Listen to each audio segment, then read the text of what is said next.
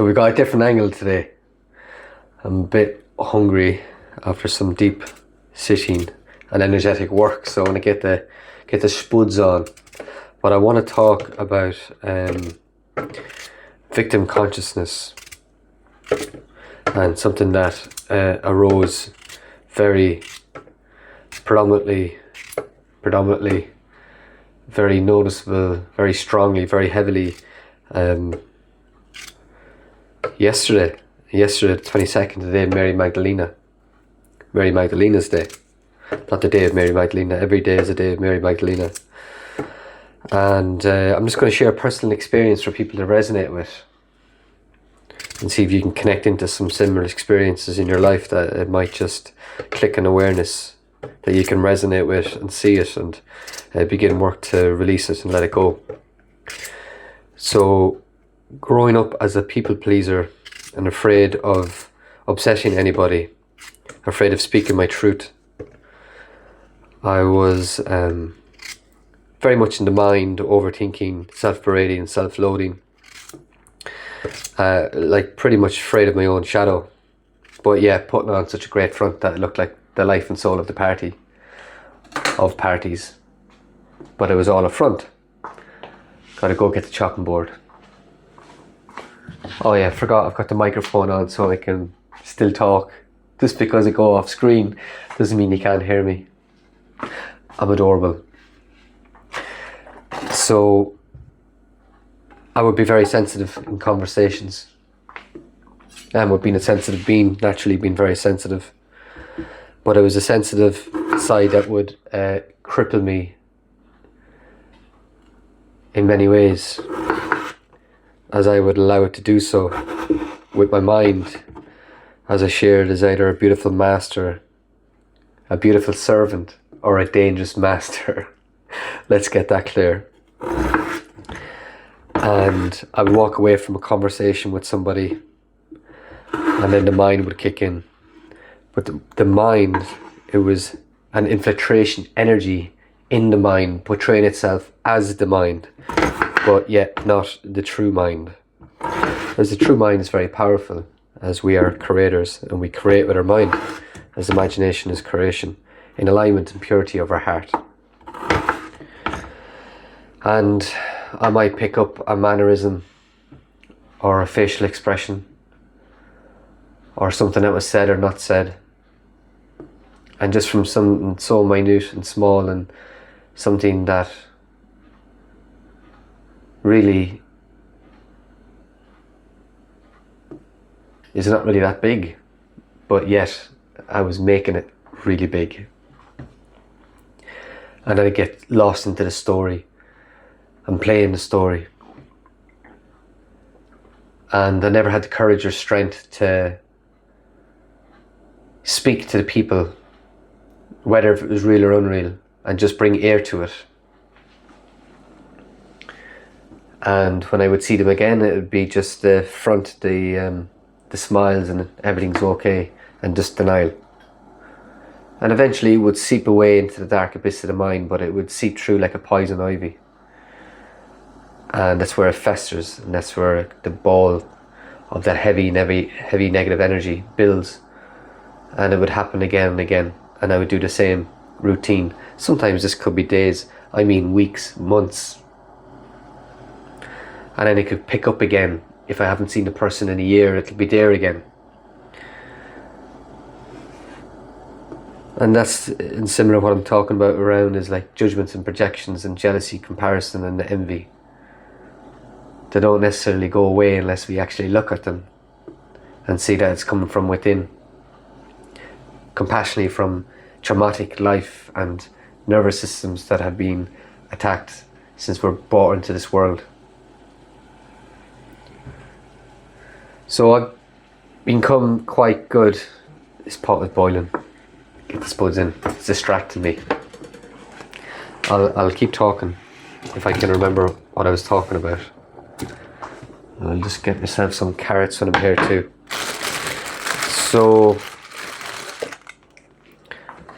with all of the inner work and shadow work that I have been doing, and that is facing into the darkness, forgetful of light, I've got to rewire my mind, rewire my nervous system. I've got to release the shames and the guilts and the judgments and projections, and got to sit with love in myself. And from there, I'm no longer looking for external validation. I respect and I value myself. And I accept where people are at in their life, in whatever way, shape or form.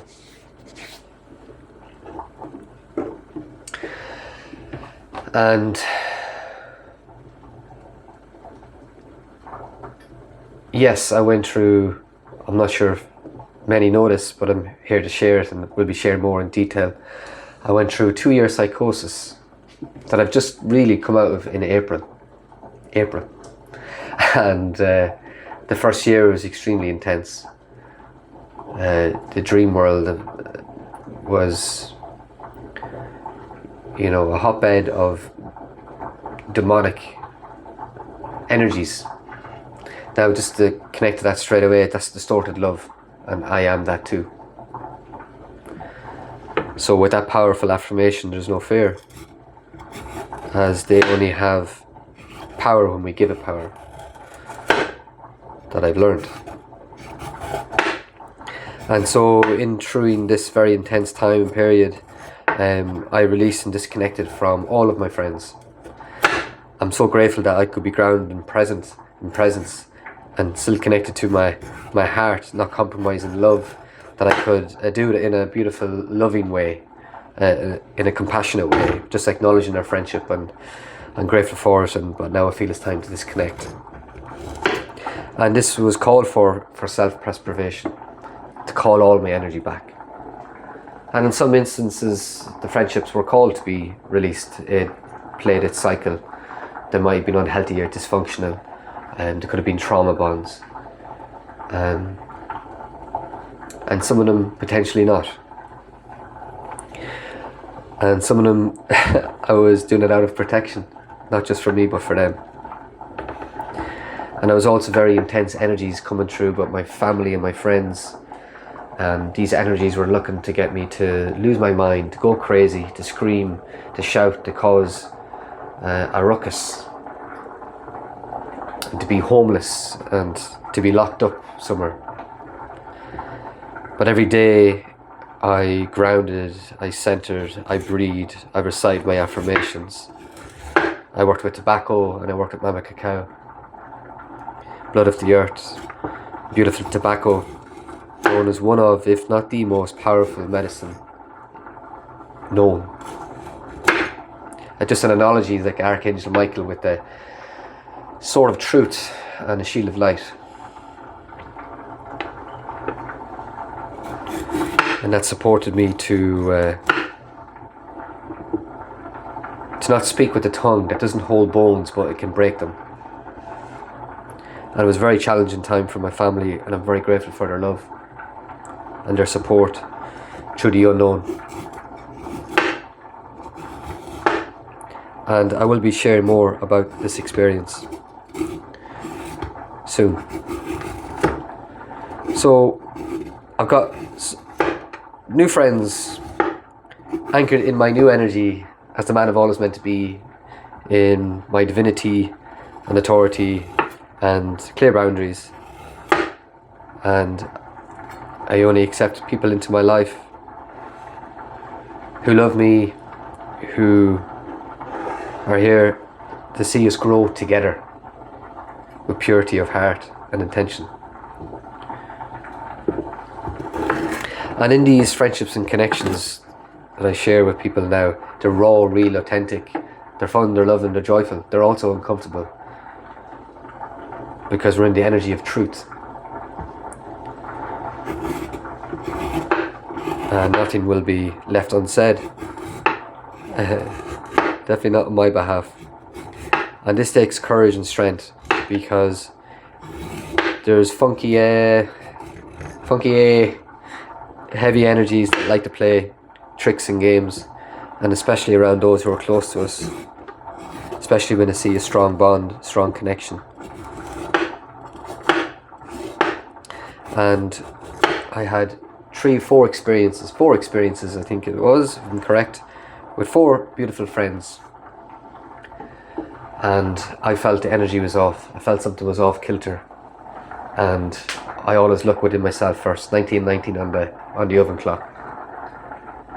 And then if it continues to fester and I'm unable to come to an answer, I will look further into it.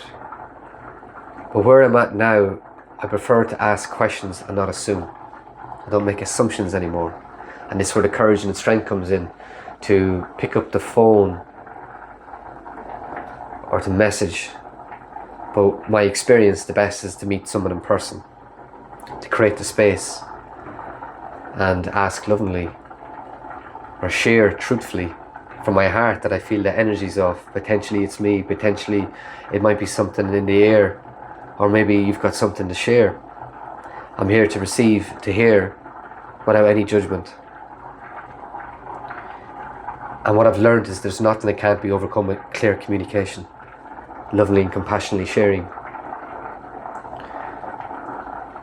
And 3 out of 4 was beautiful. We got to share, we got to travel even deeper into the relationship and friendship.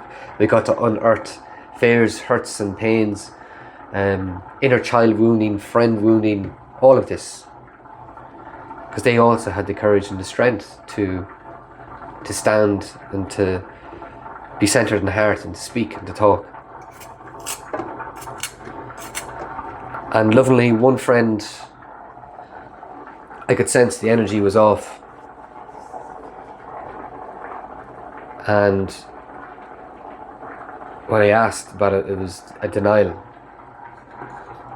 But I'm aware of who I am now, I respect and value myself, I'm aware of the energy. So I allowed it to be, and that's a protection for me.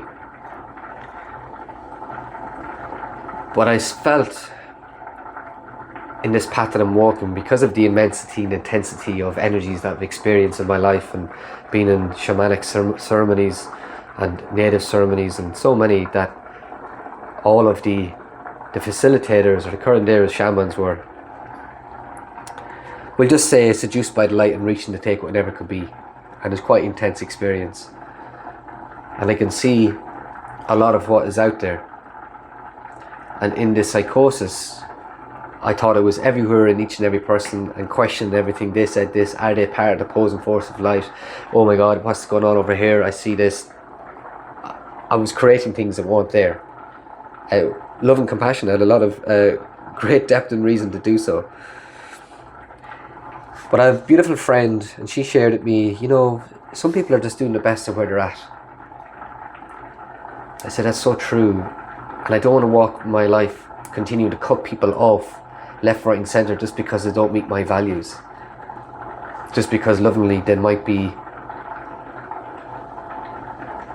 wherever they are in their level of consciousness. So for this 4th friend out of 4, I decided to send an olive branch and share a message. My mum just walked in the kitchen, so I had to pause. We're back here, so I got some of the carrots chopped. And I offered an olive branch, and I will do this with all people who are close to me. I'll always give an opportunity. And I shared lovingly, if there's anything that he has to share, or she has to share, it's open warmly to be received, and with no expectations. And lovingly, this beautiful person, where they're at their stage, they didn't feel comfortable, and they didn't reply and didn't respond, and unfriended, and that's okay. I know where I stand, I know where he stands, where she stands. And trusting in the higher power, that all is how it's meant to be. There's no more fighting, there's no more questioning, it's accepting. So as I continue to flow with this conversation, this victim consciousness energy came in very strongly in the last 2 days, especially yesterday, Mary Magdalena's Day, and every day is Mary Magdalena's Day. I might have said that already. As I had 3 friends, 3 beautiful people who I sent a message to in the last week, 2 weeks, and the 3 of them didn't respond or reply. And I was feeling this insecurity building up, and I could feel the stories beginning to create. And it's super interesting as I've cultivated this new practice, and I say it to my friends, when it's right time for you to reply, it's the right time for me to receive. In this age now, we can see when people see the messages and all this malarkey, which just adds into the anxiety and this illusion of this fastness. So I was perplexed by what was happening and the intensity of it. And eventually one friend got back, and they're just very full few days. Just a beautiful, loving man. Another friend didn't respond, and that's okay, as I sat with this deeply and came back to the truth of love and acceptance. And another friend I was sharing a call with, a course call, and it was the last day of the session. And I opened up the space, and I could feel it energetically in my womb, very, very noticeable, that there's only one way that can happen here, is speaking the truth. And I said to this person, would you be open to sharing a moment of presence? As I have a question to ask, and I'd like to flow from presence. And we sat in a moment of presence, which was really beautiful, and I proceeded to ask a question of how they were feeling, of sharing about this energy that I was experiencing. And from this communication, I could see that it was unreal.